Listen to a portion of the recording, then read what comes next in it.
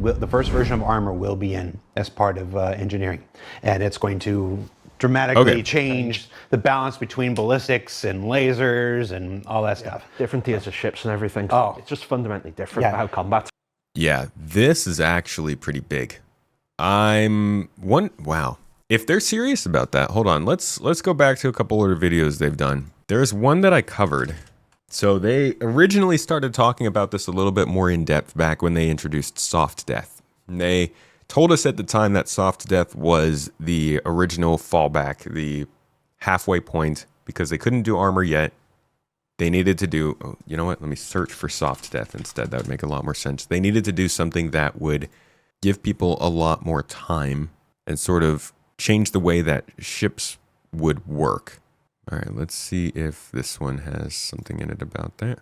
Will soft death ships be repairable? We know from ISC the answer is yes, but can you give us any more information on this? How does this work?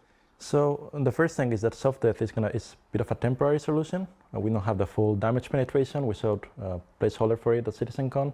I think everybody saw the Maelstrom presentation with the ships breaking apart. So that's going to be part of it. What we right now have for soft death eventually will be more of a systemic thing, in that some ships, if they kill your power plant or they kill all your relays, or you have a very bad crash landing and you no longer have wings, or your ship is no longer able to fly or to move under its own power, there will be some degree of repairs you can do manually if you get spare parts or you've got engineers working on it.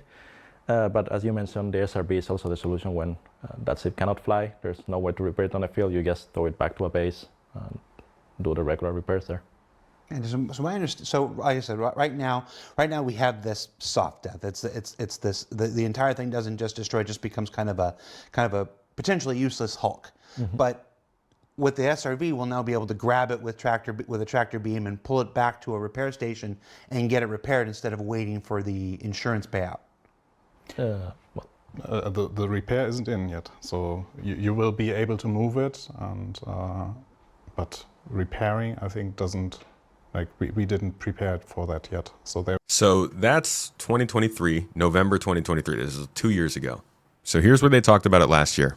This is, again, talking about the engineering system, but really this is about the way that ships are progressing towards being something that doesn't necessarily just blow up. It becomes a new form of game mechanic. It is a derelict. It has parts that you can salvage. It is made of materials that you can use to craft new stuff.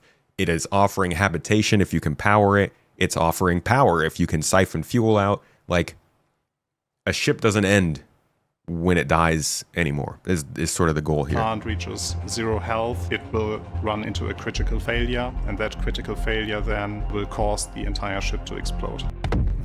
It will give the player a time frame to react to that. So either by removing the component and throwing it out of the door and preventing your ship to explode, or even countering it by repairing the component and bringing it up to life again.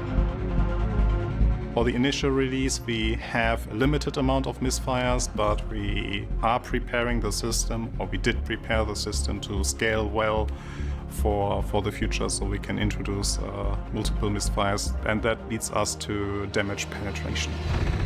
Here's the important part. Damage penetration is a simplified version of what we'll be getting eventually with a more physicalized system, but essentially what it means is that now certain types of weapons can penetrate through the hull of a ship.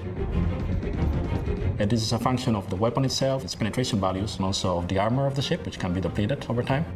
So if you use ballistics, you have a higher penetration, which allows you to cut through the armor more deeply and touch the components inside the ship directly. As opposed to this, you also have energy weapons, which will be more effective at melting down the armor. The goal here is that you first need to bring down the armor health value to get to the fullest potential of your penetrating weapons. Then you can penetrate the ship and actually damage the components that sit inside the ship and not on the outside of the hull. Obviously, there's degrees to this. Larger ballistic weapons may have enough penetration against smaller ships that it will be able to penetrate directly, but it's all of a game of choices, and it's going to depend on your ships and your weapons. So with damage penetration and misfires happening, that brings us to repair. So this keeps going on, and this is, like, again, you can tell there's a lot that can branch off of this and work differently. This all combines with their Maelstrom damage system to eventually be incorporated in a way that allows for ships to be more systemically destructed and just kind of ripped apart. I'll show you a showcase of Maelstrom here.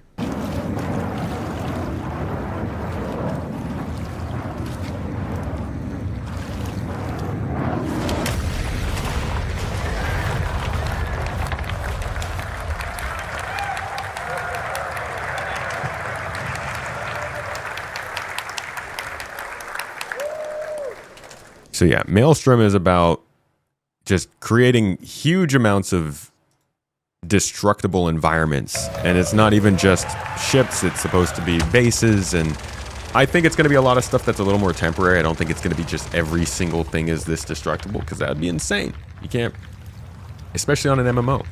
But this goes back to the original damage models that they were trying to show off when they first were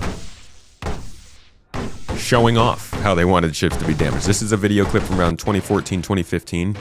And in the same way, they were showing kind of the damage mapping and how it would fracture or affect the shaders on the ship. But this also showed how a ship would fracture and break apart based around the physics and the damage being done to them. Obviously, it's taken a long time for them to get to this across an MMO environment. But that's kind of, that's the precipice of where we are. We're almost there. We're not quite there. This whole armor thing that they're doing is it's a big step in that direction, but they still got to get the actual damage simulation going. So that's like kind of an explanation of armor. It's meant to help with weapon customization. Ballistics penetrate better and can get straight through to the armor, but energy weapons will break down the shield and make it easier to get through to components. Or something along those lines. Down the shields and then melt the armor stuff. Or if I know where the shield generator is and I've got ballistics, I can punch right through that and take those out faster. It's like that. It's going to be a real interesting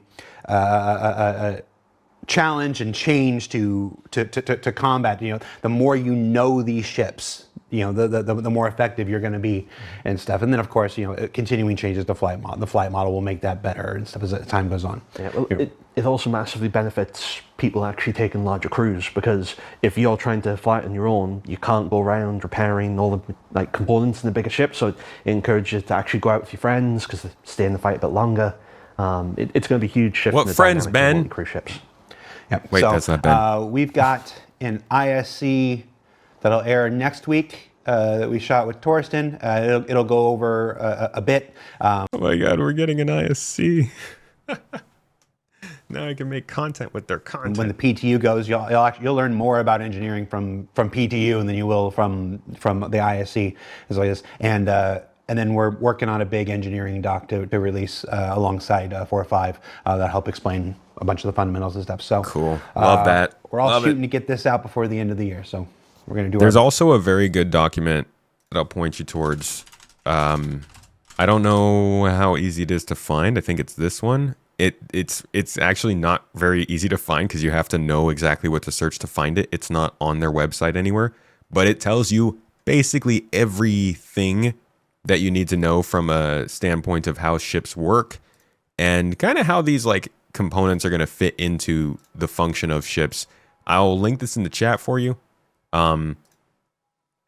But searching Star Citizen components power signatures will probably make it come up for you if you're watching this after the fact.